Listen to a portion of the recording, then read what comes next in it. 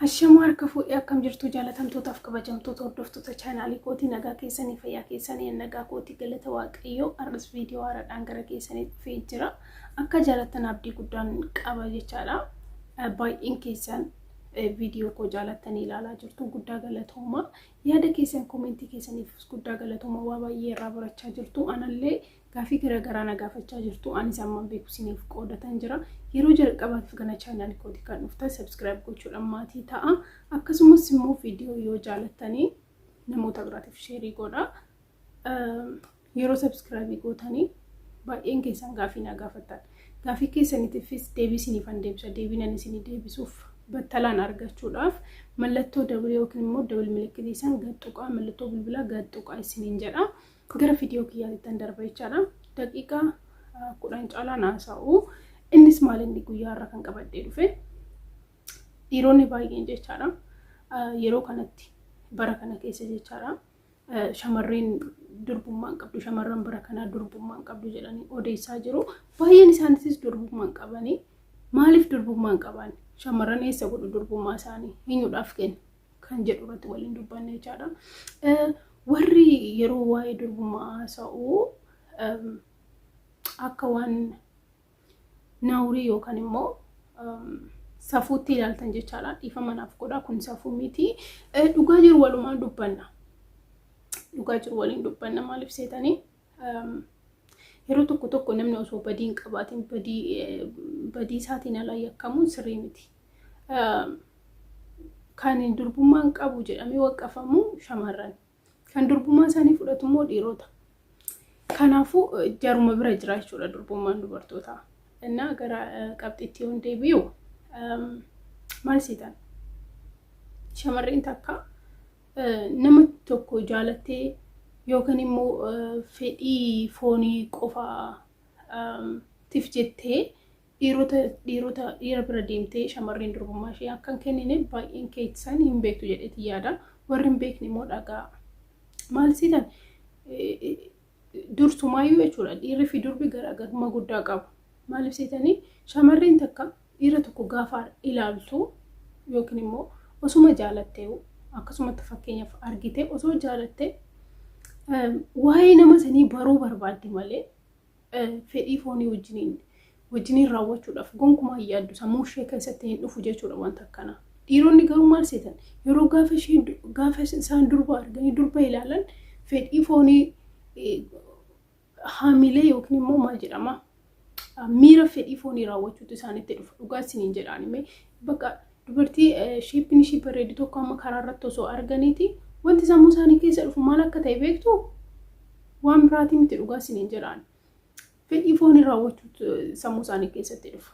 Shamarran garuu kana akkana gonkuma waan akkasii sammuu isaanii keessatti nama tokko yoo osoo dhiira tokko osoo jaalattees sammuu ishee keessatti wanta akkasii hin dhufu jechaadha. Inni biraa maalidha? Akkamitti shamarran fedhii fooniitiif jedhanii durbummaa isaanii karaa irratti yookiin immoo nama arganiif hin kennanii erga jenneeti maalidha sababni shamarran hedduun durbummaa dhabaniif? Tokkoffaa irratti jechaadha. Naannoo ishee jiraattu yeroo daa'imummaa isheeti kan irraa fudhatamu. Yeroo daa'imummaa ishee yeroo sun jedhu waggaa 7 amma namni tokko erga dhalate akkuma dhalateen miti. Kanaas tawaaluu yookaan immoo yaaduu jalqabu jechuudha. Namni darbaa dhufaati kan sirriitti yaadan guddachaa kan adeemu. Kanaafuu mee ilaala daa'imman naannoo keessan jiran ilaalame dhiirota gowwoomsanii yookiin immoo gudeessuudhaan jechuudha dirqamaan gudeessu. Baay'een isaanii akkanatti kan durbummaa isaanii dhaban malee fedhii fooniitiif jedhanii shamarran dhiiruma arganiif durbummaa isaanii kennaniiti miti. Dhugaa isiniin jedhaan yeroo baay'ee mee daa'imummaa keessan gara daa'imummaa keessaniitti deebi'aati. Yeroo daa'imummaa keessanii namoonni waan garaagaraati isin gowwoomsanii beekanii namoonni waan tokko isinirraa argachuudhaaf jedhanii akkana isiniif goona waan akkanaa isiniif kennan iddoo akkanaa isin fudhannee deemna waan akkanaa isin jedhu yeroo daa'imummaa keetii immoo gowwoomuu dandeessa.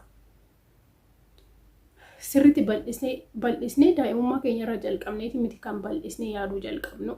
Namni tokko erga guddachaa adeema osuma guddachaa adeemu yaadni isaa babal'achaa guddachaa bal'achaa sirriitti yaada baraa waan hundumaa baraa adda baafachaa deema. Inni tokkoffaa maalidha?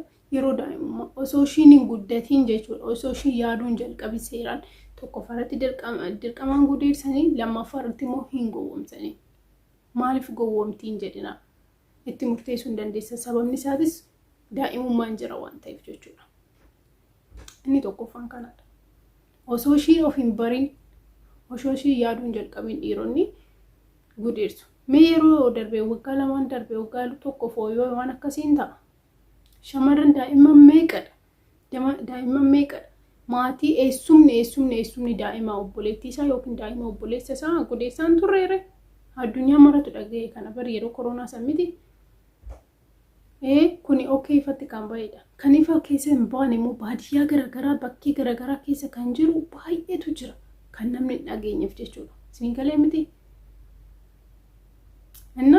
Inni tokkoffaan kanadha. Osoo isaan yaaduun jalqabin, osoo isaan hin guddatanii waan hundumaa hin barin gowwoomsuudhaan, gudeessuudhaan, dirqamaan gudeessanii durbummaa isaanii fudhatu. Inni lammataa immoo maalidha? Erguma of baranii booddee jechuudha. Tokkoffaarratti jaalalluma isheen jaalattee jirtu sanitu ati nama biraa jaalattee jirtaa. Kanaafuu na wajjiniin waan akkasii raawwachuu diddaa'edhaan gowwoomsa ammas. Inni lammataa immoo mana barumsaatti, iddoo hojiititti mee ilaala waa tokko hojii tokko qacaramuudhaaf yeroo deemtan jechuudha. Dhiirota irraa qarshii, shamarran irraa durbummaa isaaniitti kan barbaada. Kuni sobaa miti addunyaa baay'eetu beeka. Okay, asirratti of beekni jirra. Umuriin keenya guddannee erga yaaduu jalqabnee booddee jechuudha. Kana nuti akka ofii keenyatti fudhachuu ana garuu akka kiyyaatitti hojiinis natti hafeetoo oduu fedhii kiyyaan ala waan akkasii raawwachuu hin barbaadu. Namni baay'een immoo of jiraachisuudhaaf jecha raawwachuu danda'a. Isiniif galee miti? Shamarran baay'een of jiraachisuudhaaf jecha, maatii isaaniitiif jecha, dirqama hojii hojjechuun dirqama waan ta'eef waan akkasii keessa seenuu danda'u. Bakka hojii qaxaramuutti. Yeroo tokko barsiisonni qabxii hir'isanii shamarran irraa qabxii hir'isanii waan akkasii akka isheen isa wajjin raawwattu goosisu barra. Namoota baay'ee qunnamee jira jedhee yaada dhugaa isiniin jedhamee keessattuu yeroo daa'imummaa keessanii yeroonni naannoo keessanii nama gurguddaadha isaan daa'ima akka keessaniiti miti garuu dhiironni gurguddoo ta'anii osuma jiranuu jechuudha. Yeroo daa'imummaa keessanii mee karameellaa fa'aa isinii binnaa waan akkanaa isiniif goona koota akkas wajjin hin taane isiniin jedhani dhugaan isiniin jedha koomentii irratti naaf barreessaa yaada kana jechuudha. Namoonni baay'een ana bichaa miti kan qunname waan akkanaa namoota biraatis qunnamuu danda'a jedhanii kan yaadan baay'eetu jiru waan ta'eef please koomentii irratti naaf barreessuu hin dagatinaa. Inni biraa immoo akkuma nama isiniin jedhee inni lammata barsiisonni qabxii hir'isuu waan garaagaraatu jira. Hojii qaxaramuudhaaf jecha waan of jiraachisuudhaaf jecha shamarran waan akkasii raawwachuu dandeessi. Inni sadaffaa maalidha? Gwaddanyaan ishii yookiin jaalallamti ishii jechuudha. Banagaraachin laay maal seetan? Jaalalleen tokko dhugaadha yoo si jaalateera laphee isaarraa si jaalateera amma dhumaatitti si barbaada ta'ee waan akkasii gonkumaa si hin gaafatu. Boodas kan isaa ta'uusaa hin beeka hin amana waan ta'eef jechaadha. Garuu maal seetan? Dhirsi tokko si hin barbaadu. Inni foonii qofaaf si barbaada sana booddee sirraa fagaachuudhaaf jedhee waan akkasii kan si gaafatu. Kanaafuu shamarran of eeguu qabdan. Of eeggannoo guddaa qabaachuu qabdanii. Akkuma isin jedhe bakka hojiitiif bakka barumsaatiif bakka garaagaraatitti gowwoomfamuu dandeessu. Kanaafuu harka kennachuu qabdanii gonkumaa waan akkasiitiin waliif galuu qabdan jechaadha. Hojiin isinitti hafu malee waanuma bakka waaqayyo gaafa biyya lafaa kanarratti nu uumu inni hin beeku waan nuti nyaachaa jiraannu jechaadha. Kanaafuu wanti sirriin taane gochuun qabnu isiniin jedha hojii argachuudhaaf jennee yookiin wanta garaagaraatiif faayidaa garaagaraatiif jennee jechaadha. Dubartoonni baay'een mana bunaa keessa hojjetu. Amma mee dubartiin mana bunaa keessa hojjetu takka fedhii fooniitiif jecha mana bunaa keessa hojjetti dhugaa isiniin jedhaan gonkumaa jechuudha. Saafuu guddaadha bara. Saafuu saalfannaan itti dhaga'ama bara. Fedhii fooniitiif jetteeti miti shamarreen takka kan mana bunaa keessa hojjetu. Rakkootu maatii ishiitiif jettee obboleewwan ishii barachaa jiraniif jettee waan garaagaraa rakkatteeti. Qabxiin kiyyaallee kanaa miti garuu yaaduma haasa'umaaf isiniin jedha malee jechuudha. Kanaafuu shamarran fedhii fooniitiif jedhanii durbummaa isaanii hin gatan. Dhiironni garuu fedhii fooniitiif jecha mana bunaa deemanii dubartii isa wajjin waan akkasii raawwatu. Kun ifa. Hundumti keessanuu hin beektan. Akka waan garuu dhiirotaaf safuu jedhame qoyoo ammame shamarreen takka mana bunaa keessatti hojjetu waan akkasii ajaa'u. Dhiirri tokkos dhaqe. Innis samma isheerra garaagarummaan qabu ani isaatitti caalandoo. Ishiin illee rakkatteeti kan deemte. Inni garuu fedhii foonii ofii isaatii of to'achuu dadhabeeti kan deemu. Hundumaafuu jechaadha.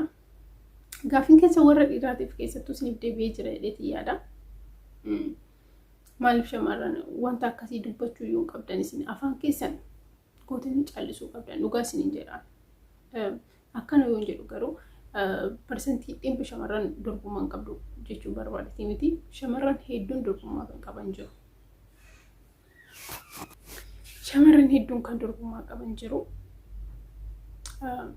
Warroota dhiiraatiif gaaffiin keessa isiniif deebi'ee jira yookaan immoo wanti isin haasoftan ibsaniif deebii argattanii jirtu jedhee yaada.